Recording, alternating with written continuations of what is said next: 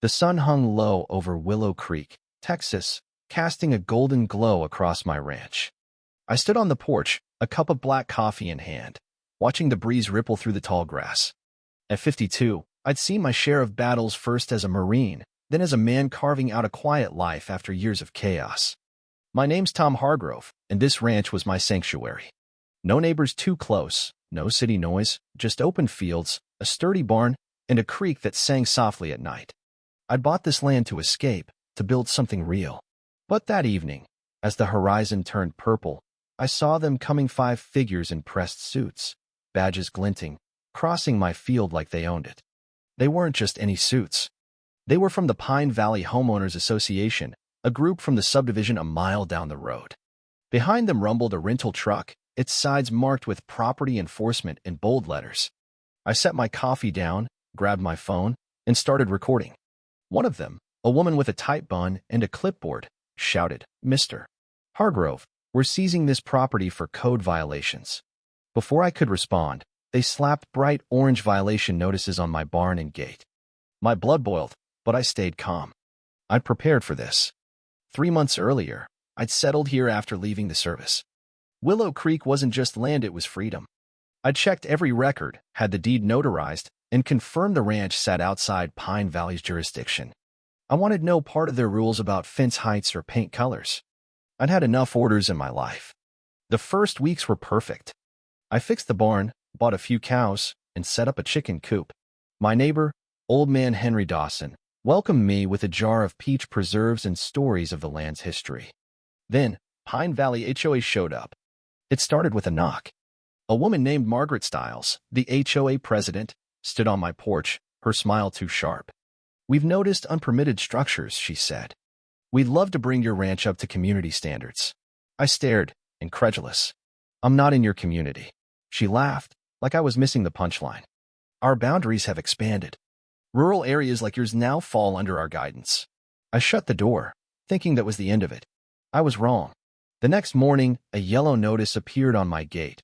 Violation, unauthorized agricultural use. More followed: fines, emails, letters, all claiming I was breaking rules I'd never agreed to. I ignored them until I caught 2 men with clipboards snapping photos of my barn. "Get off my land," I said, my voice low. They left, but one smirked. "You'll regret this." That's when I knew this wasn't a mistake. They wanted my ranch. I filed a complaint with the sheriff, but he just shrugged. HOAs are a pain, but it's a paperwork fight. So I armed myself not with guns, not yet, but with knowledge. I hired a lawyer, Frank Wheeler, a grizzled Texan who'd once outsmarted a city council. I paid for a surveyor to mark my boundaries and installed hidden cameras around the property. Margaret returned with 2 board members, demanding to inspect my shed. "You're trespassing," I told her. She scoffed. "You're causing trouble for the community." Community? My cows were my community. Then came the bride. An envelope slid under my door with $1,000 and a note. "Join Pine Valley. Let us manage your land. Less stress. Sign here." I burned it in my fire pit. 2 nights later, I heard noises by the gate. 3 figures were cutting my fence, caught on camera. I sent the footage to Frank. His reply was blunt. "They're getting bold. Be ready." The real bombshell came when I learned why they wanted my land. My ranch sat on an underground water vein, critical for a luxury condo project called Silver Ridge. Pine Valley HOA was the front, but the real players were developers who needed my land to complete their deal. They weren't just bullying Methy were trying to erase me. I filed a cease and desist, warned Margaret on camera, and handed copies to the sheriff. But they didn't stop. As they marched across my field that evening, I stepped off the porch. "Touch one more post, and I'll have you in tomorrow's paper," I shouted. The leader, a tall man named Victor Crane, laughed, waving his clipboard. "You're bluffing." I smiled. "You just gave me everything I need." Then a crash echoed from the barn. "He's got cameras," one of them yelled. They rushed inside, and that's when my trap sprang. I'd wired a diversion smoke canisters, a blaring horn, red lights. Nothing deadly, just enough to scare them witless. They stumbled out, screaming, tripping over feed buckets. Victor dropped his clipboard. Another left a folder labeled Silver Ridge Confidential. They fled, but the folder was my golden ticket. Inside were blueprints, contracts, and a list of property owners to remove by any means necessary. My name was at the top. I called Frank, reading him the documents. "Tom, this isn't just a dispute," he said. "It's organized fraud. They're in deep." We filed a report with the district attorney, attached the footage, and requested a restraining order. I thought they'd back off. I was wrong. 2 nights later, my power cut out. My cameras went dark. Then I heard a snap at the fence line. Shotgun in hand, I stepped outside with my dog, Scout, growling at my side.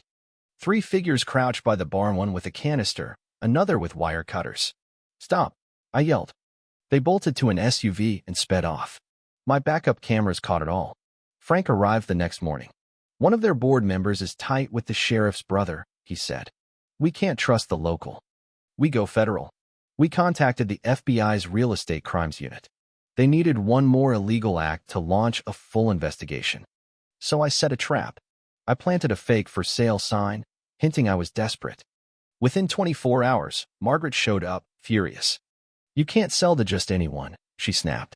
"This land is ours now." She handed me a forged court document claiming my ranch was a nuisance property subject to seizure. That was their mistake. I scanned the document and sent it to Frank. Then I went public. I posted videos on YouTube showing Margaret trespassing, the fake officers, and the Silver Ridge folder. They went viral. People commented from across the country, sharing their own HOA nightmares. Some recognized Margaret from past scams. The story wasn't just mine, Anna Marie, it was a movement. The Texas night was thick with heat, the kind that clings to your skin and makes every breath heavy. I sat in my living room, Scout curled up by the fire pit, his ears twitching at every creak of the house. The folder from Pine Valley HOA lay open on my coffee table, its pages a map of betrayal blueprints, emails, and that chilling phrase, "remove property owners by any means necessary." My ranch wasn't just a target, it was the keystone in their Silver Ridge condo scheme. I wasn't just fighting for my land anymore. I was fighting for every rancher on their hit list. Frank Wheeler, my lawyer, had warned me, "These folks won't go quietly, Tom. They're cornered, and cornered snakes strike hard." He was right. After I posted those first videos online, exposing Margaret Stiles and her crew, the retaliation came fast. My mailbox was smashed, my fence spray painted with "sell or else." I caught it all on camera, but the sheriff's office dragged their feet.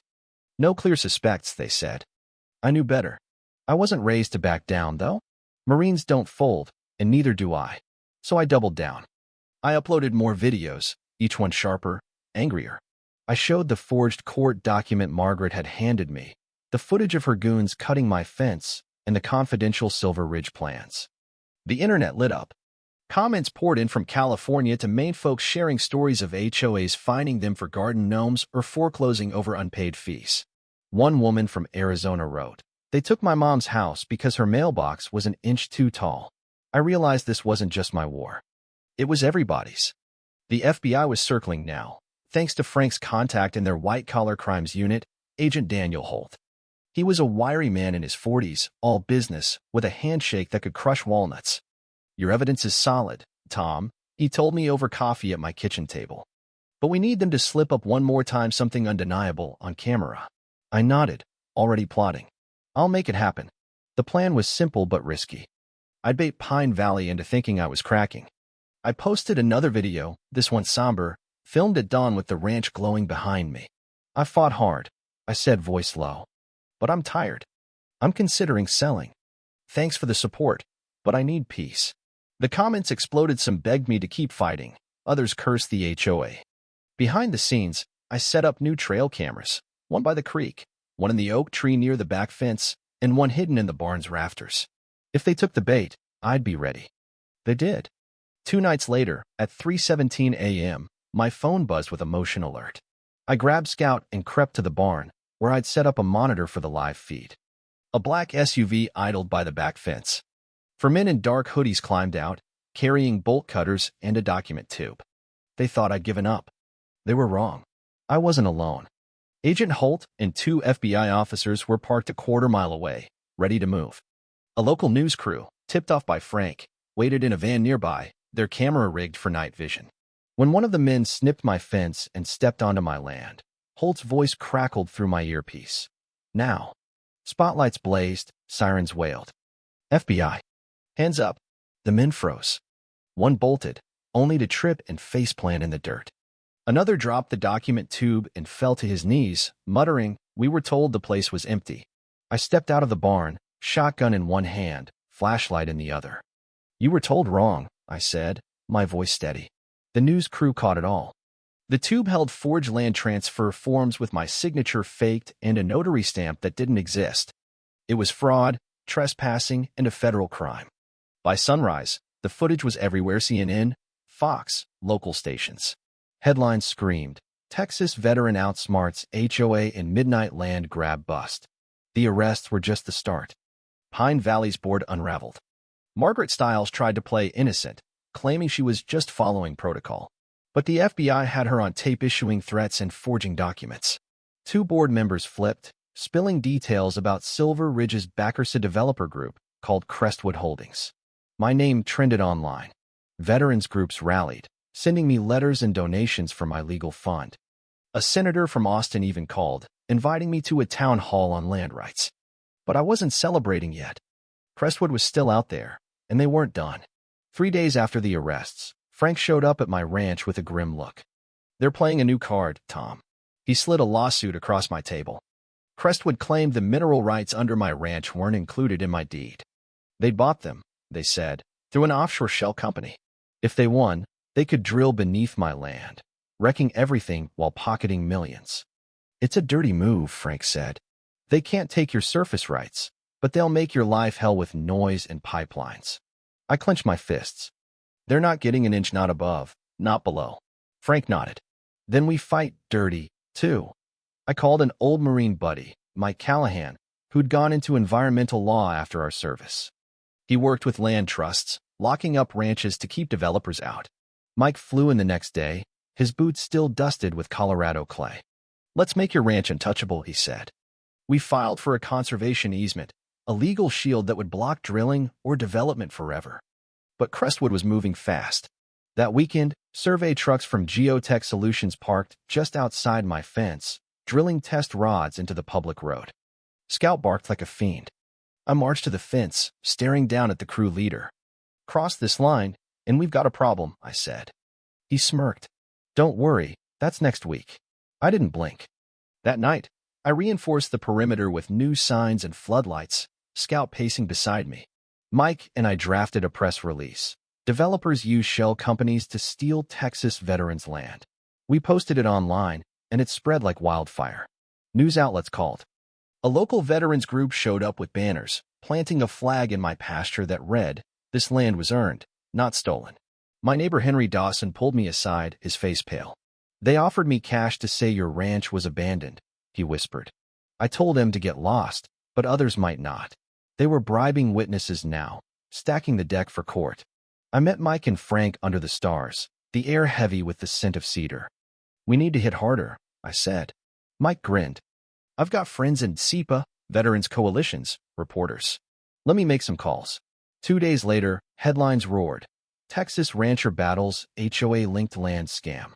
The FBI raided Crestwood's offices, seizing files and laptops. The judge reviewing their drilling permit recused himself after ties to Crestwood's donors surfaced. Pine Valley was crumbling, but Crestwood wasn't out. That night, my phone rung on an unknown number. Hargrove, a gravelly voice said, "Sign over the land and walk away. You've got 1 week." The line went dead. Scout growled. I stared into the darkness, my pulse steady. "You just picked the wrong fight," I muttered. They wanted war. I'd give them one. The Texas dawn broke gray and heavy, clouds rolling in like a warning. I hadn't slept after that phone call, the stranger's voice echoing in my head. "You've got 1 week." Scout sensed my tension, his eyes locked on me as I poured coffee, my hands steady but my mind racing.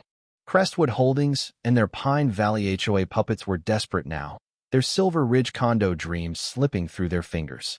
They tried fines, forgery, and midnight break-ins. Now they were threatening me outright. But I'd fought in worse battles than this, and I wasn't about to fold.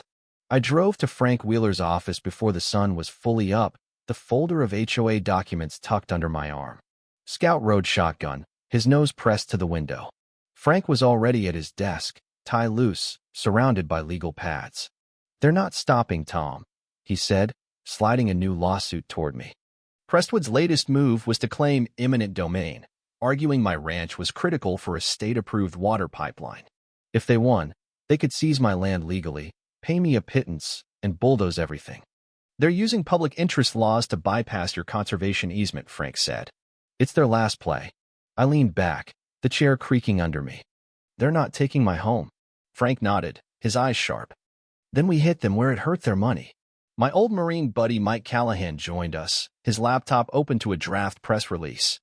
"We go bigger," he said. "National stage. Senate hearings, veteran rights groups, and rural land coalitions. We make this so loud they can't hide." I gave a tight smile. "Let's bury them." We moved fast. Mike called in favors from D.C. contacts, environmental agencies, journalists, even a senator's aide.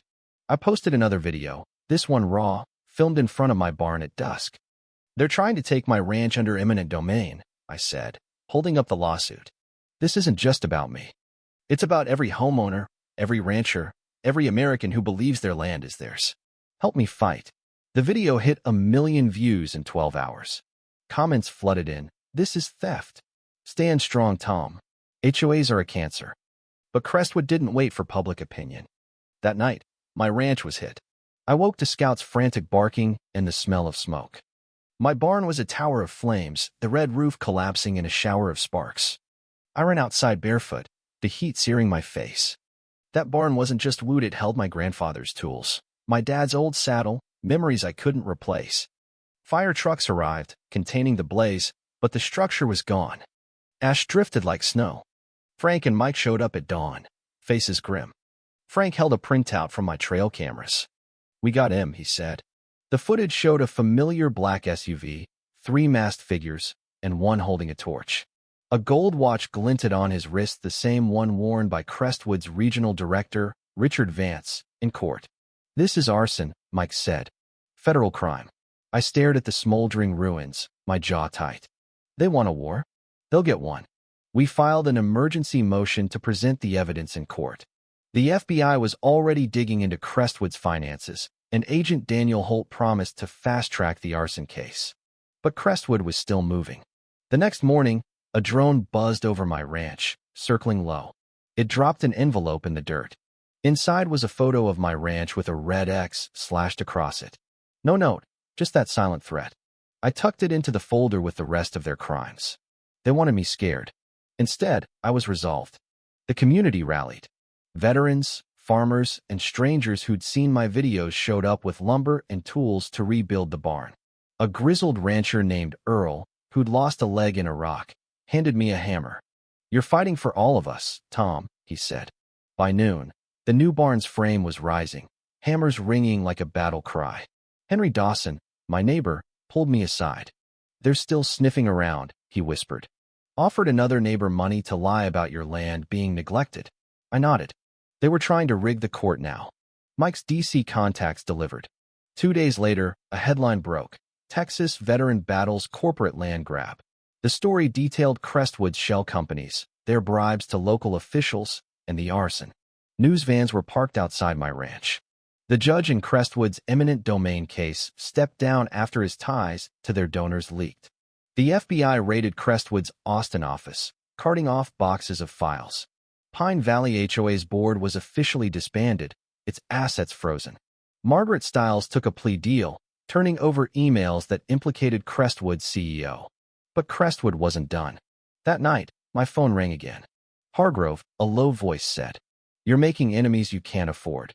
Sell now, or you won't like what comes next." Scout growled, sensing my tension. I didn't answer, just hung up. They thought they could break me. They didn't know I was already planning my counterattack. I met Frank and Mike at the ranch, the new barn half-built behind us. "We leak a fake sale," I said. "Make them think I'm caving, then catch them when they move." Frank raised an eyebrow. "Risky, but it could work." Mike grinned. "Let's make it a show." I posted a video the next day, standing by the creek, voice heavy. "I fought as long as I can," I said. "I'm selling the ranch. Thanks for standing with me." The comments were heartbreaking, but the trap was set. 3 nights later, my cameras caught movement. 4 men crept from an SUV, carrying shovels and a document tube. They cut the back fence, thinking the ranch was unguarded. But I was in the barn with Scout, watching the live feed. Holt and his FBI team were hidden nearby, along with a news crew. When the men stepped onto my land, floodlights snapped on. FBI, drop everything, Holt shouted. The men froze. One tripped into the creek, soaking himself. The tube held more forged sale papers, my signature faked again. The arrests made national news. HOA-backed developers caught in Texas land theft plot. The footage of me stepping out, shotgun in hand, saying, "You picked the wrong ranch," went viral. It became a rallying cry. Donations poured into a legal fund for other victims. A Texas congressman invited me to speak in D.C. about land rights. But Mike rushed in one morning, laptop in hand. "They're not done, Tom." He showed me leaked emails. Crestwood was lobbying county officials to rewrite zoning laws, bypassing my easement. They were playing chess while I was playing checkers. Frank slammed his fist on the table. "We sue them into oblivion. We filed a class action lawsuit, not just for me, but for 200 others who'd lost homes or land to HOA scams. The case, Hargrove v. Crestwood Holdings, was a beast fraud, harassment, property destruction. Crestwood fought back. Days before the hearing, my ranch was vandalized again. Red paint splattered my new barn. Give up. My water trough was poisoned. I caught it before Scout or the cows drank. A second drone dropped another photo, this time with my house circled in red. They were personal now, and I was ready. The Austin courthouse loomed like a fortress under a blistering Texas sun, its stone steps crowded with reporters and protesters waving signs. "Protect our land," and "No more HOA tyranny." I stepped out of Frank Wheeler's pickup, my boots hitting the pavement with purpose. At 52, I'd faced firefights in deserts and jungles, but this felt different, a war of words, evidence, and truth.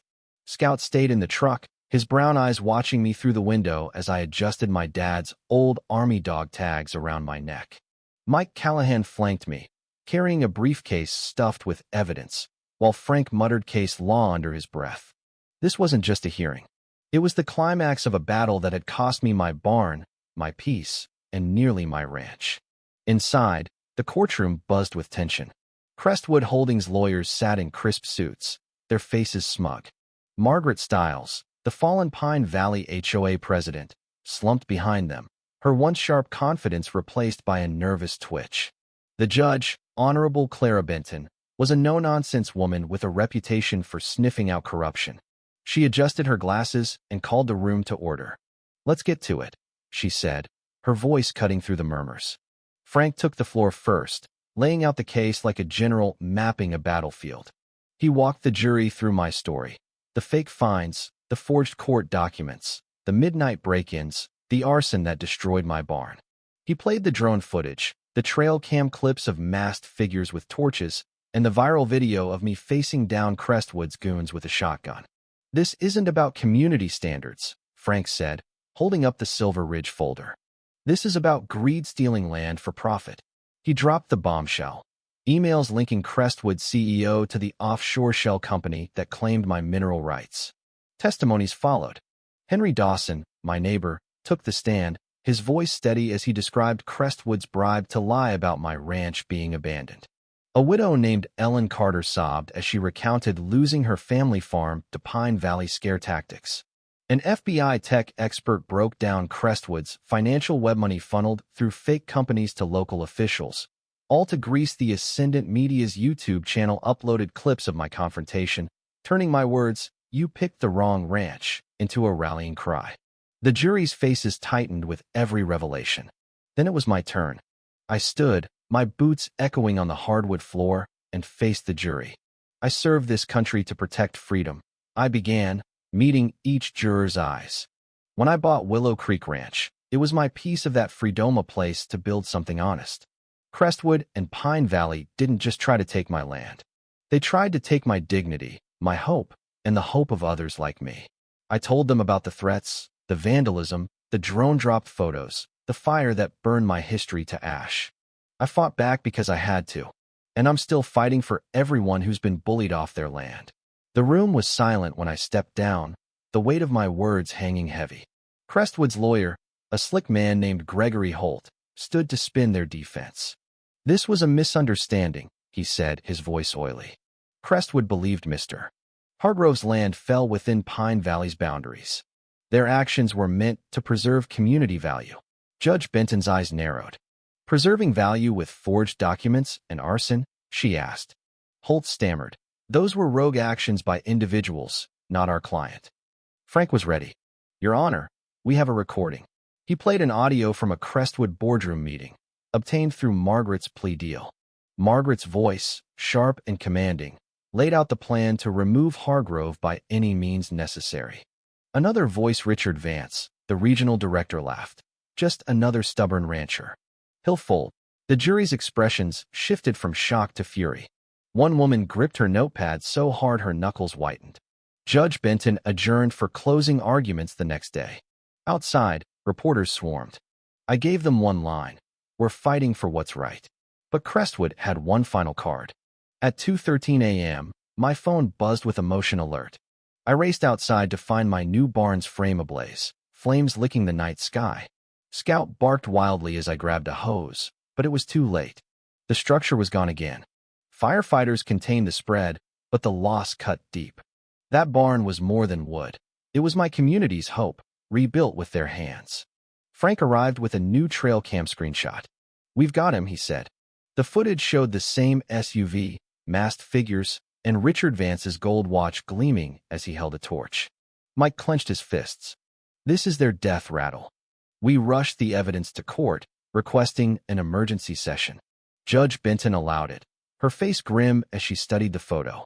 The jury deliberated for 3 hours. When they returned, the foreman stood. "We find in favor of Tom Hargrove and the plaintiffs," he said.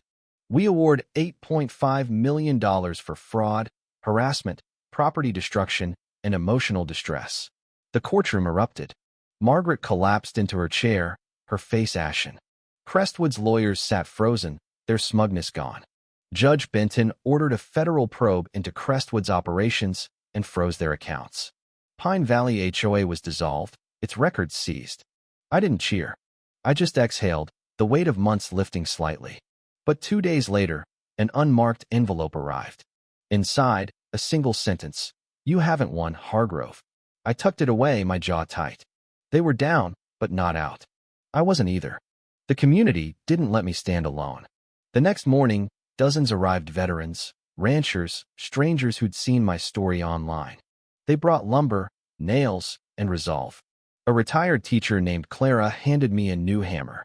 "You fought for us, Tom," she said. "Now we rebuild with you." By dusk, the new barn's foundation was set, the sound of hammers a defiant anthem. But Frank called with news. "The feds traced that latest fire to Vance, but someone higher up is still clean hidden behind more shell companies." I sipped coffee, staring at the horizon. How long before they try again? Frank sighed. "Could be days, could be months. They're watching." Mike joined us, his phone buzzing with alerts. "Crestwood's lobbying for new zoning laws to override your easement," he said. "They're going political now." I laughed, bitter but unbroken.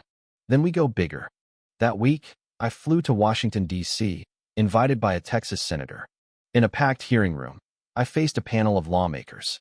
"This isn't just about my ranch," I said, my voice steady. "It's about what happens when greed outpaces justice." Crestwood used HOAs, shell companies, and arson to steal land. I fought for my country, and I'm fighting now to protect it from being sold piece by piece. I played the arrest footage, showed the drone photos, and the burned barn. A senator from Montana leaned forward. "Mr. Hargrove, we're calling for a national audit of HOA and developer abuses." The room applauded. Back home, the ranch began to heal. The new barn rose stronger, its roof gleaming under the Texas sun. Scout got a new collar engraved with "Guardian of Willow Creek." The local school invited me to speak at their graduation, calling me Mr. Tom, the fighter. But I never forgot that letter. "You haven't won, Hargrove." It wasn't just a threat. It was a reminder that some battles never fully end. The Texas sky burned orange as the sun dipped below the horizon, casting long shadows across Willow Creek Ranch. I stood by the new barn, its fresh pine scent mingling with the earthiness of the fields. Scout lay at my feet, his new collar glinting in the fading light. At 52, I'd fought battles most men would never know overseas in uniform, and now here, on my soil. The $8.5 million court victory against Crestwood Holdings and the Pine Valley HOA felt like a triumph, but that unmarked letter, "You haven't won," Hargrove, sat heavy in my mind. The war wasn't over. Not yet. Frank Wheeler and Mike Callahan sat on my porch, coffee mugs steaming in the cool evening air.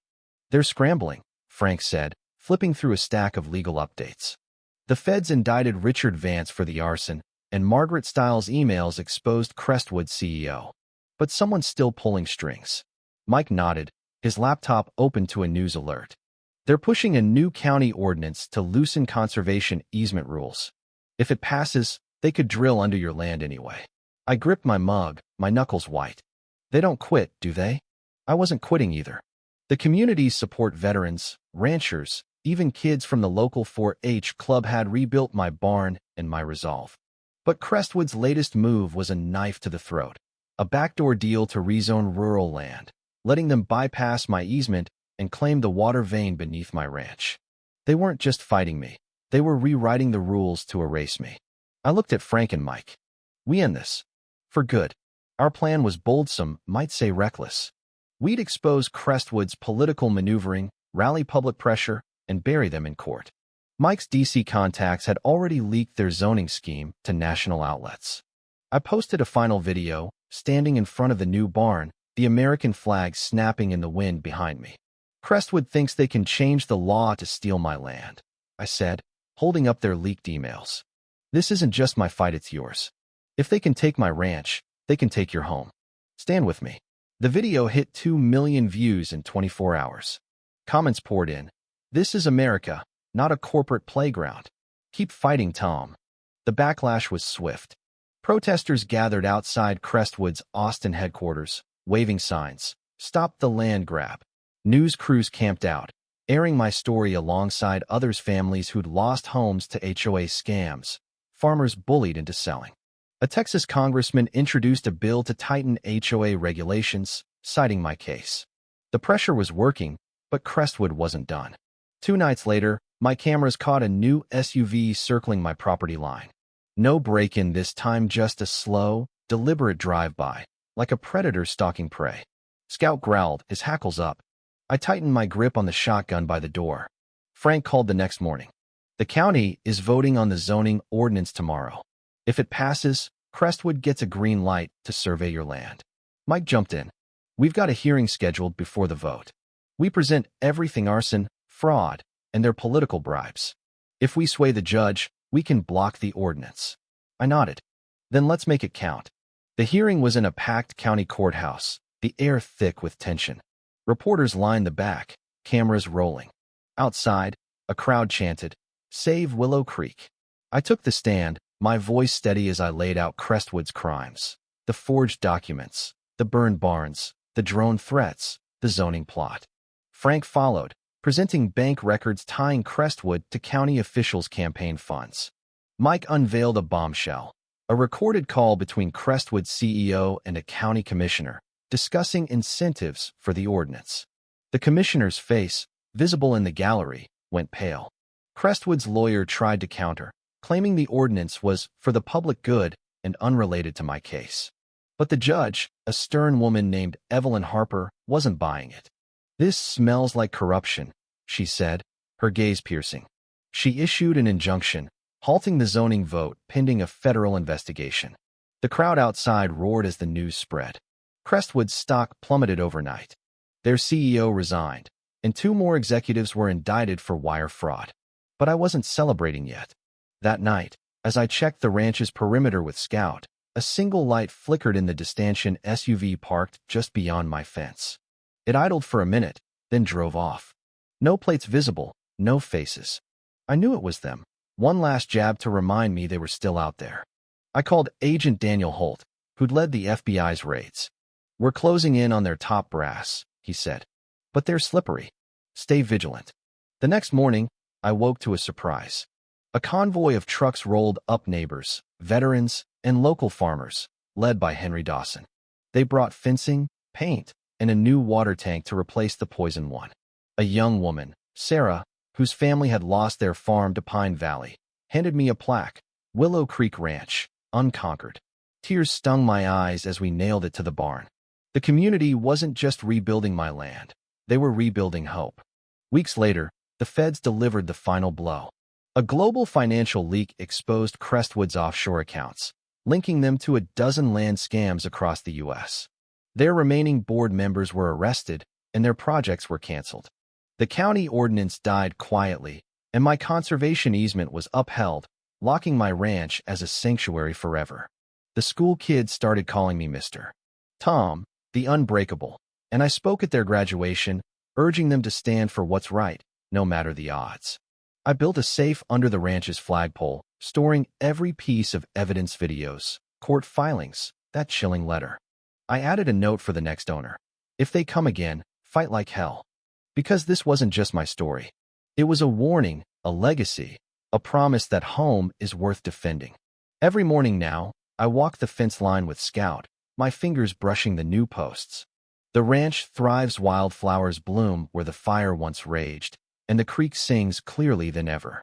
Crestwood is gone, their empire ash. But I know greed never dies. If it returns, I'll be here, shotgun ready, community at my back. I whisper the words I said when the barn burned. You can come for the land, but I'll still be standing.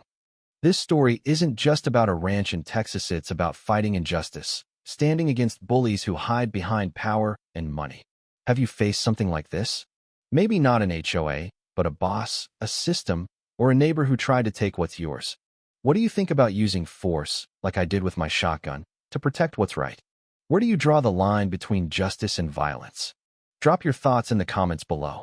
Share your story, take a stand, and let's keep this conversation alive. Your voice matters.